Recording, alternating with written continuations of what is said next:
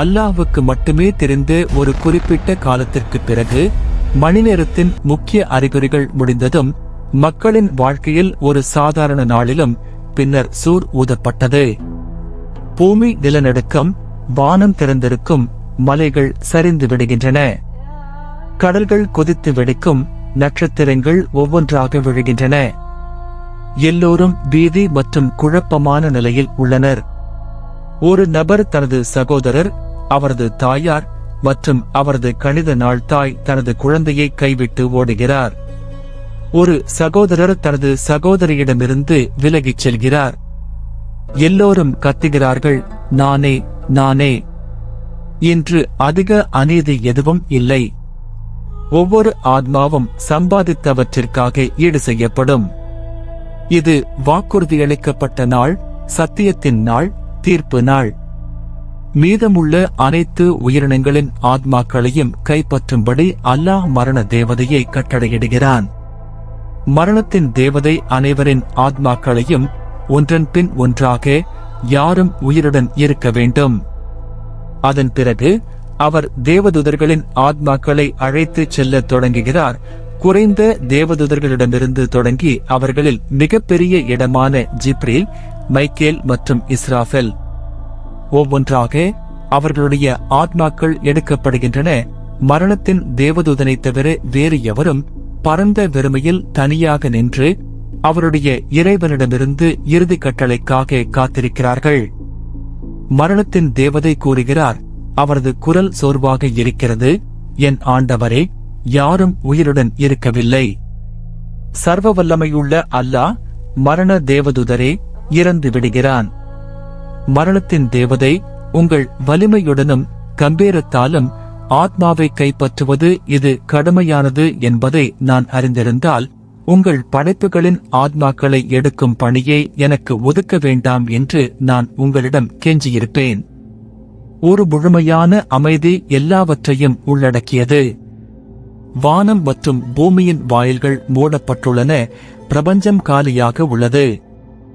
இன்று ஒரு கம்பீரமான காட்சி இதற்கு முன்பு பார்த்ததில்லை.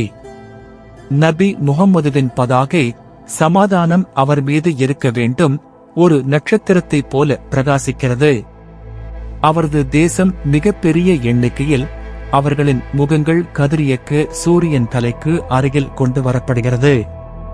விசுவாசம் வலுவாக இருப்பவர்கள் அல்லாஹ்வால் அவரது சிம்மாசனத்தின் கீழ் நிழலாடுகிறார்கள். அதே நேரத்தில் அலட்சியமாக இருந்தவர்கள் வியர்வையால் மூழ்கி கிட்டத்தட்ட மூச்சு திணறுகிறார்கள். காட்சி திகிலூட்டும். எல்லோரும் அதிர்ச்சியில் உள்ளனர். விசுவாசிகள் கால்தாரின் குளத்திற்கு இட்டுச் செல்லப்படுகிறார்கள். அதன் நீர் பாலை விட வெண்மையானது மற்றும் தேனை விட இனிமையானது. அவர்கள் நபிகள் நாயகத்தின் கையிலிருந்து குடிக்கிறார்கள். அதன் பிறகு அவர்கள் மீண்டும் ஒருபோதும் தாகமடைய மாட்டார்கள். பின்னர் மக்கள் ஆதாமிடம் விரைகிறார்கள். தீர்ப்பை தொடங்க நாங்கள் அல்லாஹ்வுடன் பரிந்துரை செய்தோம். அவர் கூறுகிறார், நானே நானே. பின்னர் நோவாவிடம், அப்போது இப்ராஹிம், பின்னர் மூசா, பின்னர் ஏசா பீஸ் அவர்கள் மீது இருக்க வேண்டும். ஒவ்வொருவரும் மன்னிப்பு கேட்கிறார்கள். இறுதியாக அவர்கள் முகம்மதுவுக்கு வருகிறார்கள். அவர் சிம்மாசனத்திற்கு அடியில் சிரம் பணிந்து, முகம்மதுவே, உங்கள் தலையை உயர்த்தி உங்களுக்கு வழங்கப்படுவார் என்று அல்லாஹ் கூறுகிறான். என் தேசம், என் தேசம் என்று அவர் கூறுகிறார். இங்கே அல்லாஹ்வின் கருணை அவர் விரும்பியவர் மீது இறங்குகிறார். கணக்கீடு தொடங்குகிறது. செயல்களின் புத்தகங்கள் காற்றில் பறக்கின்றன. ஒவ்வொரு நபர் தங்கள் சொந்த புத்தகத்தை பிடிக்கிறார். இவை செயல்களின் புத்தகங்கள். பெரிய அல்லது சிறிய எந்த நடவடிக்கையும் எழுதப்படாதது. தங்கள் புத்தகத்தை வலது கையில் பெறுபவர்கள் மகிழ்ச்சியாக இருப்பார்கள். வாருங்கள், எனது பதிவை படியுங்கள். ஆனால் தங்கள் புத்தகத்தை இடது கையில் பெறுபவர்கள் சோகமாக இருப்பார்கள். ஓ, இந்த புத்தகத்தை நான் ஒருபோதும் பெறவில்லை என்றால் நான் என்ன செய்தேன் என்று ஒருபோதும் தெரியவில்லை. வெவ்வேறு முகங்களும் உணர்வுகளும் தோன்றும். கடைசி எபிசோடில் கல்லறையின் தண்டனையிலிருந்து காப்பாற்றப்பட்ட இளைஞன் இங்கே. இப்போது அவர் தனது புத்தகத்தை தனது வலது கையில் பெற்று மகிழ்ச்சியாக இருக்கிறார். சில ரகசியங்கள் தெளிவாக தொடங்குகின்றன.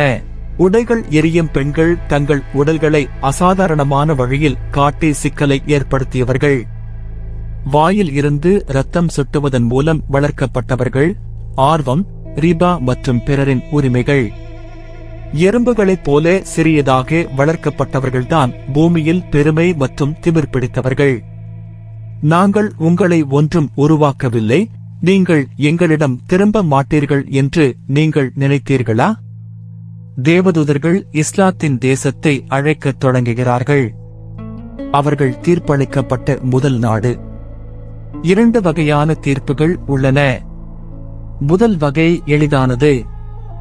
வாழ்க்கையில் நல்ல செயல்களைச் செய்த நல்ல மனிதர்கள். இவர்கள் அல்லாஹ்வின் விதிகளை பின்பற்றினர். அல்லாஹ்வின் கருணை அவர்களை உள்ளடக்கியது. அவற்றின் நல்ல செயல்கள் கனமானவை. அவர்களுக்கு சில பாவங்கள் இருந்தாலும். 2வது வகை அல்லாஹ்வுக்கு கீழ்ப்படியாமல் மோசமான செயல்களை செய்தவர்கள். அவர்களின் செயல்களைப் பற்றி விரிவாக கேட்கப்படும். இதுபோன்று கேள்வி கேட்கப்பட்டவர்கள் சிக்கலில் இருப்பார்கள். தீர்ப்பு பில்லியன் கணக்கான மக்களுக்கு தொடர்கிறது. வெவ்வேறு சூழ்நிலைகள் உள்ளன. சிலருக்கு அவர்களின் நல்ல செயல்கள் அதிகம், மற்றவர்களுக்கு அவர்களின் கெட்ட செயல்கள் அதிகம். சிலர் அல்லாஹ்வால் மூடப்பட்டிருப்பார்கள். அம்பலப்படுத்தியவர்கள் தங்கள் மோசமான செயல்களுக்கு அம்பலப்படுத்தப்படுவார்கள். நோயாளியைப் போலவே அல்லாஹ்வின் கருணையும் காரணமாக சில குழுக்கள் எந்த தீர்ப்பும் இல்லாமல் கடந்து செல்லும். மற்ற குழுக்கள் நாத்திகர்களைப் போல அல்லாஹ்வுடன் பேசப்படாது. அவர்கள் தொலைந்து போகிறார்கள். இந்த காட்சியின் முடிவில் தீர்ப்பு முடிந்ததும் அடுத்த கட்டம் வருகிறது. சிராட்டை கடக்கிறது. அடுத்து என்ன நடக்கும்? தீர்ப்புக்கு பிறகு சிராட்டின் நோக்கம் என்ன? சொர்க்கம் எப்படி இருக்கும்? அதன் மகிழ்ச்சி என்ன? நரகம் எப்படி இருக்கும்? அதன் வலி என்ன? யாராவது என்றென்றும் நரகத்தில் தங்குவார்களா அல்லது வெளியேற நம்புகிறேன்? பகுதி 3 இல் பயணத்தை தொடர எங்களிடம் காத்திருங்கள்.